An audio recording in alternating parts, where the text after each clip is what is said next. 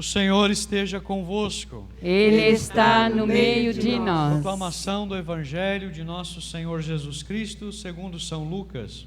Glória a vós, Senhor.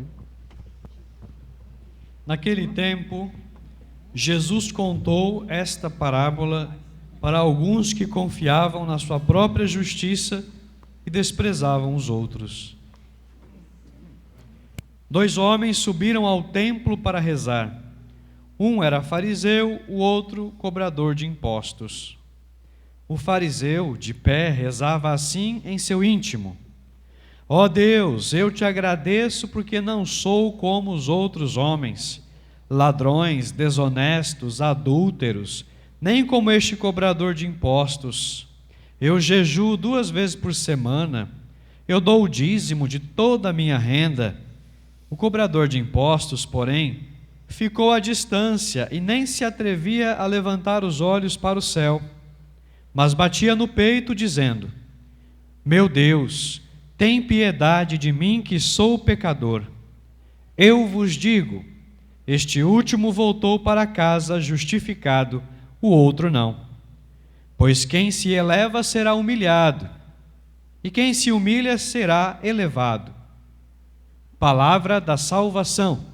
Glória a vós, Senhor. Pelas palavras do Santo Evangelho, sejam perdoados os nossos pecados. Amém. Seja louvado nosso Senhor Jesus Cristo. Para sempre seja louvado.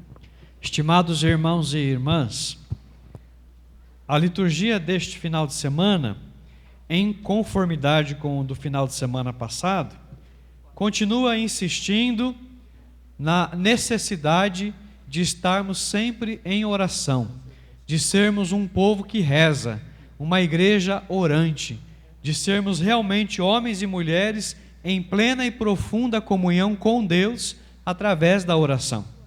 Justamente porque a oração, ela é o combustível da nossa alma. É a oração que nos conecta com Deus. É a oração que nos deixa em plena comunhão com Ele.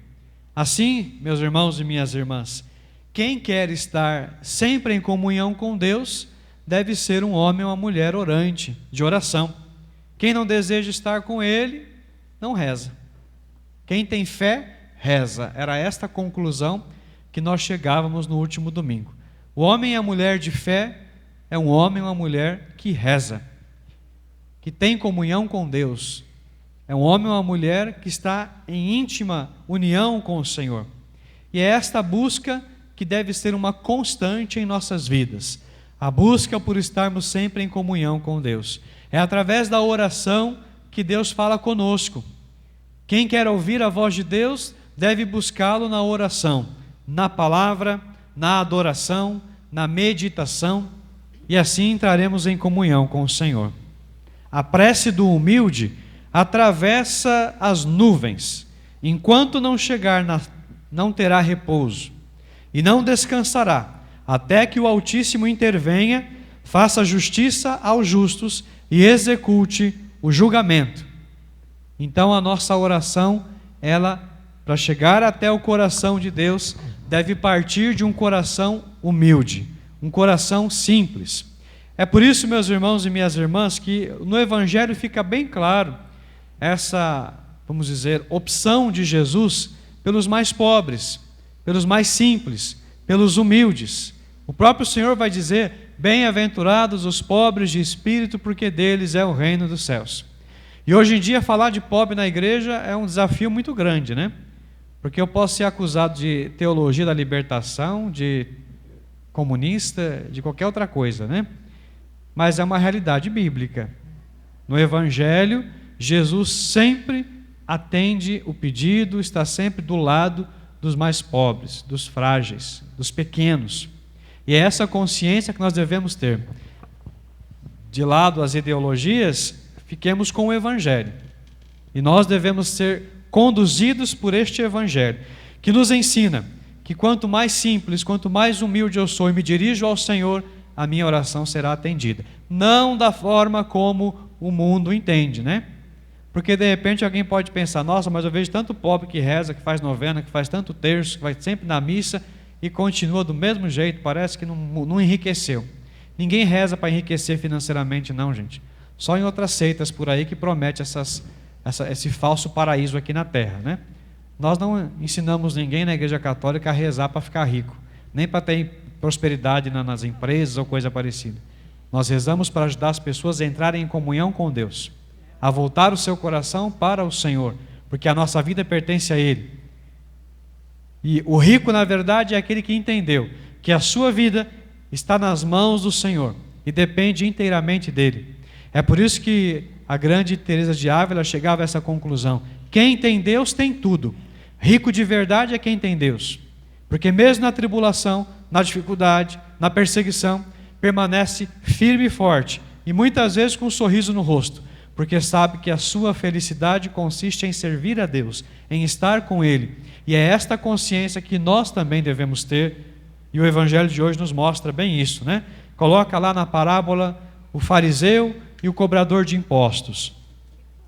Duas categorias de pessoas que eram discriminadas pelo povo do tempo de Jesus. O fariseu, justamente porque ele era fariseu, né? Ele era hipócrita. Jesus vai chamar ele de hipócrita, dizer que tinham belas vestes, mas por dentro eram sepulcros caiados, né? Estavam cheios de podridão. Tinha uma aparência de bons moços, mas por dentro estava cheio de podridão. Os cobradores de impostos, eles eram cobradores de impostos, trabalhavam para Roma. Então eram considerados traidores do povo judeu. E assim o povo os considerava também à margem da sociedade, escória. E Jesus conta essa parábola justamente para mostrar a necessidade, primeiramente, de não julgarmos ninguém, porque Deus conhece o coração. Jesus revela nesta parábola o que se passava no coração deles. No fariseu, o que passava no coração dele? Obrigado, Senhor, eu te louvo, porque eu não sou que nem os outros homens. Não sou, eu sou puro. Eu sou o lírio do campo, né? O alecrim dourado. Obrigado, Senhor. Não sou ladrão, não sou desonesto, não sou adúltero, não sou que nem esse cobrador de impostos aí. Eu dou o meu dízimo direitinho, né? Todos os meses, tudo que eu recebo. Eu jejuo 2 vezes por semana. Essa era a oração do fariseu. Olha para a nossa sociedade de hoje. Quantas vezes nós perdemos a oportunidade de amar os nossos irmãos porque nós nos colocamos num pedestal e fica se achando demais, né?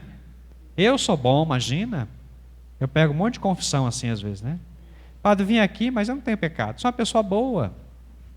Eu vou sempre na missa, eu rezo todos os dias, eu faço jejum, eu faço novena. Só o pecado do dia a dia. Essa é a confissão do fariseu, que se acha melhor do que os outros, né? Se a gente for cavocar de verdade, a gente vai ver quanta podridão a gente traz com a gente. Quantas pequenas infidelidades nós trazemos conosco. Por isso, meus irmãos e minhas irmãs, diante de Deus, ninguém é digno de nada. Eu dizia ainda há pouco lá na Gorete, né, que ontem teve a ordenação, né, dos diáconos lá na catedral. E num dado momento, né, logo depois da liturgia da palavra, antes de começar a homilia, o bispo tem um pequeno diálogo com o formador, né, com o reitor do seminário. O reitor do seminário apresenta, né, os candidatos ao bispo, dizendo: Excelência Reverendíssima Dom João Bosco, a Santa Madre Igreja pede que ordenes para a função de diáconos estes nossos irmãos. Aí o bispo pergunta para eles: podes me dizer se eles são dignos?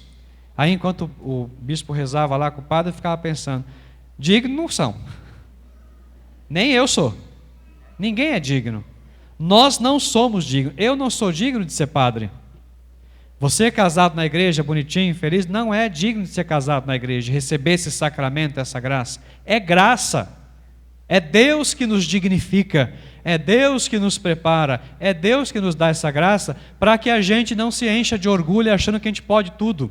Que nós somos, sei lá, super-homens, mulheres, maravilha, que resolve tudo, que faz tudo. É graça de Deus.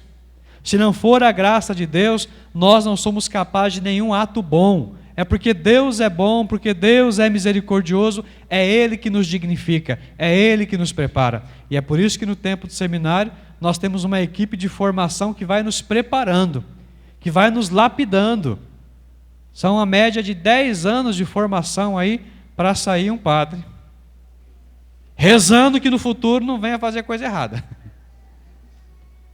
É necessário a gente rezar, né?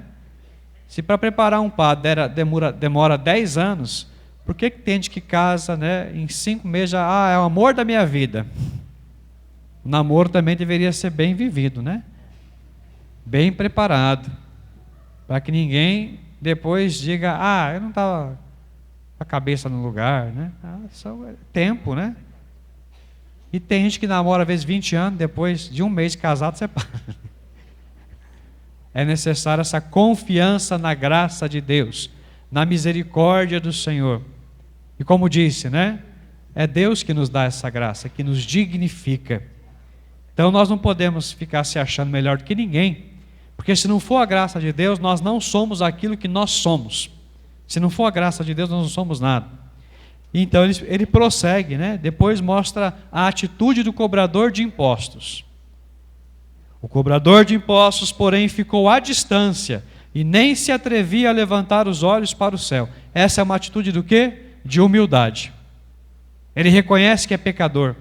Reconhece que não é digno de estar na casa de Deus, de estar na presença do Senhor, e por isso nem se atreve a levantar os olhos. Bate no peito e diz, meu Deus, tem piedade de mim porque eu sou pecador. Ele reconhece a condição dele.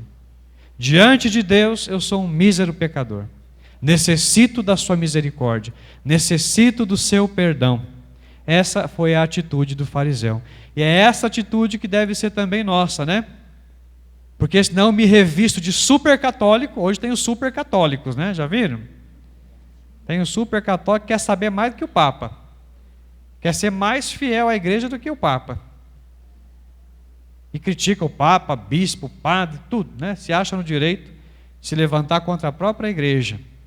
Claro que tem coisas que são dialogáveis, mas é necessário reconhecermos, né, a nossa pequenez diante da grandeza de Deus. Respeitar Deus acima de todas as coisas, servir a Ele com todo o nosso coração, com toda a nossa força, e reconhecer, sou um mísero pecador, Senhor. Não sou digno de estar na Tua presença. Essa deve ser também a nossa confiança, né? Por isso que dizia, o que nos justifica? A nossa confiança também em Deus. Isso é fé. Por isso que eu dizia que quem não reza, não tem fé. Só quem tem fé, reza. E a fé, o crer é o quê? É confiar em Deus. Senhor, eu sou pecador, diante dos homens eu não tenho mais jeito, mas eu creio que Tu és misericordioso, Tu és bom e fiel. Então eu me coloco diante do Senhor, com as minhas misérias, com os meus pecados, também com as minhas qualidades, mas também com os meus defeitos. Qualidades, todos nós temos, viu, gente? Todos nós temos qualidades, mas também todos nós temos defeito. Por isso que a primeira atitude nossa diante do Senhor, no confessionário sobretudo, abençoai-me, Padre, porque eu pequei. Essa é a primeira frase que deve sair da nossa boca quando vamos ao confessionário. Abençoai-me, Padre, porque eu pequei. Lá você não vai contar as suas virtudes, como fez o fariseu, né? Eu dou meu dízimo certinho, né? Eu, semana passada, separei o dinheirinho lá para a coleta missionária de hoje. Eu vou na missa sempre. Eu ajudo. Não é para contar as suas qualidades. Confessionário é lugar de falar a sua podridão. Usando bem português, claro. Confessionário é para isso. Eu matei, eu roubei, eu fiz isso, eu fiz aquilo. É você se humilhar na presença do Senhor, na pessoa do sacerdote ali, que representa o próprio Jesus. Se eu não acredito nisso, eu não sou mais católico. É importante lembrar disso, né? Tem gente que fala, eu não me confesso porque é o padre que está lá, né? E eu também preciso de outro padre para me confessar. Sempre falo isso, né? Quando eu também vou buscar a confissão, eu não chego lá, eu me absolvo dos meus pecados. Não posso. Eu preciso de um outro sacerdote. Porque eu também creio que naquele sacerdote que eu vou me confessar está a pessoa de Cristo. E é para o Senhor que eu estou pedindo perdão. É diante dele que eu estou me humilhando, pedindo a sua graça, para que eu possa recomeçar. Assim somos todos nós, meus irmãos e minhas irmãs. Mendigos à mesa esperando que caia uma migalha para nós. E o Senhor não dá migalha não para nós. O Senhor dá o pão dos anjos, o pão dos céus, a Santíssima Eucaristia, para que a gente possa se renovar, se fortalecer e continuar a nossa caminhada. Louvado seja nosso Senhor Jesus Cristo.